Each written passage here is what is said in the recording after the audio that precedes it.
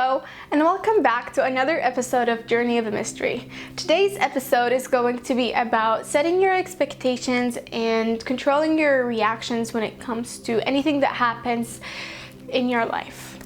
You know, whenever we go through life, we always set expectations of how we want things to turn out and be. Think of the first time you went to school, the first time you drove, the first time you cooked, the first time you met someone. We have these expectations set as a way to prepare ourselves for what is going to come. It's a way to protect ourselves, and it's in a way a self-defense mechanism, right? We also have these high expectations of people and situations when we're super excited about the beautiful possibilities that may come out of it, right? But unfortunately, more often than not, these expectations are not met, and we tend to get hurt, disappointed, and or sad. Sometimes it is our own mind that creates the idea of another individual or situation that we're going through as the villain in our story. And that leads to us pitying ourselves and feeling sorry for ourselves and giving ourselves the victim reality, which what we don't realize in that case is that we are our own enemy in this situation, right? You know, the person or situation that hurt or disappointed us are only capable of such a thing because we set up those expectations. Hence, we gave them the power to do that and to hurt us based on what we ourselves define as bad or wrongful or hurtful behavior, right? What we don't realize is the other person or the situation, they're not there to hurt us or disappoint us or make us sad. The situation has its own reality, it's its own thing, but it's your mind that's controlling you. The other person, they're just like you and me. They're people and individuals going through their lives with their own sets of beliefs, thoughts, and expectations as well. And that is why we need to take a step back every once in a while when a person or a situation is hurting us or making us feel disappointed or hurt or sad again. And then ask ourselves and observe the situation. Is the situation truly bad and terrible, and does it deserve this kind of reaction? Or is it my own beliefs and mind that is making me believe that the situation is bad and that these expectations are the reason I'm being hurt right now? You know, having expectations is not a bad thing. I know I get confused with this analogy every once in a while, and that's why I wanted to say that.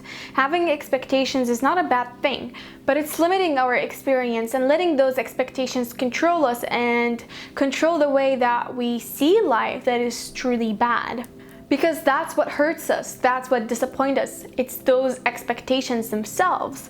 And I'm not saying that it's not okay to feel sad or hurt or disappointed and that you should do everything possible to avoid feeling these emotions. No, you have to feel all your emotions. What I'm saying is that in order for you to be able to understand your emotions and to deal with them the right way, you have to understand the root of what's making you feel the way that you feel. And in this case, it's your expectations that led you to being hurt or sad or disappointed, right? Again, we set expectations to everything that happens in our lives.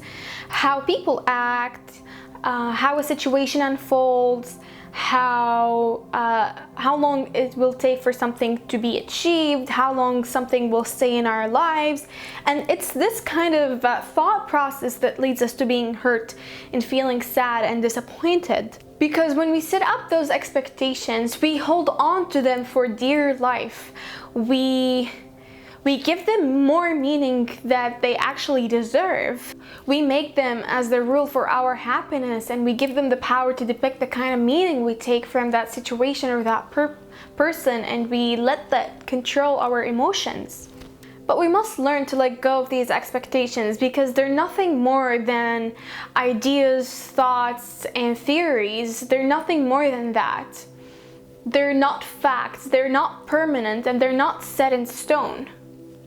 You must always be ready to receive people and situations in different shapes, forms, and ideas than what you expected. when something happens and it wasn't what we expected, that doesn't mean that we failed. It means that we, think of it this way, it means that you succeeded in a form so beautiful you couldn't even begin to think about it or imagine it. Remind yourself that God, the universe, or whatever that you believe in sees the bigger picture and knows who you truly are and what you truly desire and need in life. Don't be scared of the unexpected, and don't limit yourself to that which you can think of or imagine.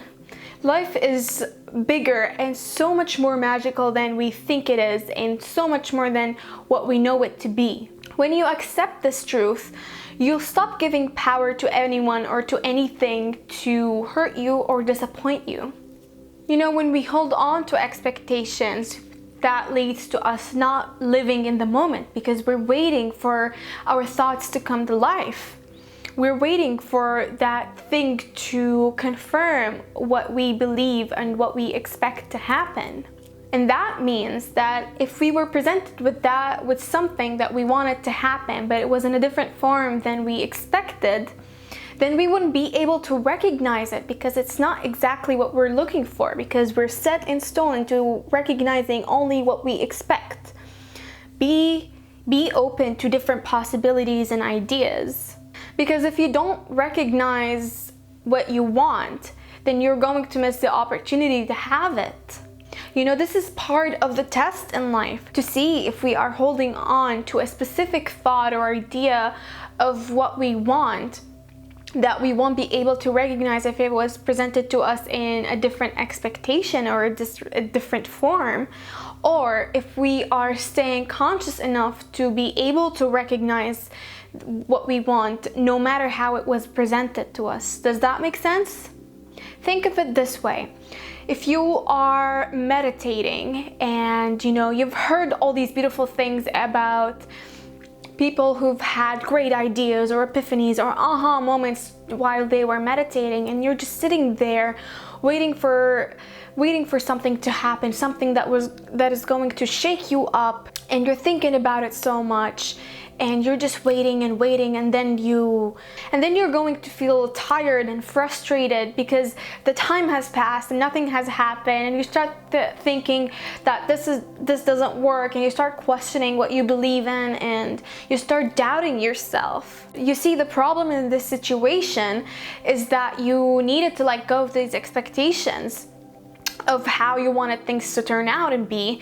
You needed to let go of the limitations that you set of how you were going to get what you desire, and to be open to the unexpected and to focus on the end goal instead of focusing and holding on to the process, or holding on to the expectations, or holding on to how you're going to get what you want. This is how you're going to recognize an opportunity when it's present. This is how you're going to recognize the love you're expecting from someone else. And this is how you're going to recognize the good in a situation that you thought is bad, and you start focusing on that good instead of holding on to the expectations and then leading yourself to doubt and questioning who you are and what you believe in.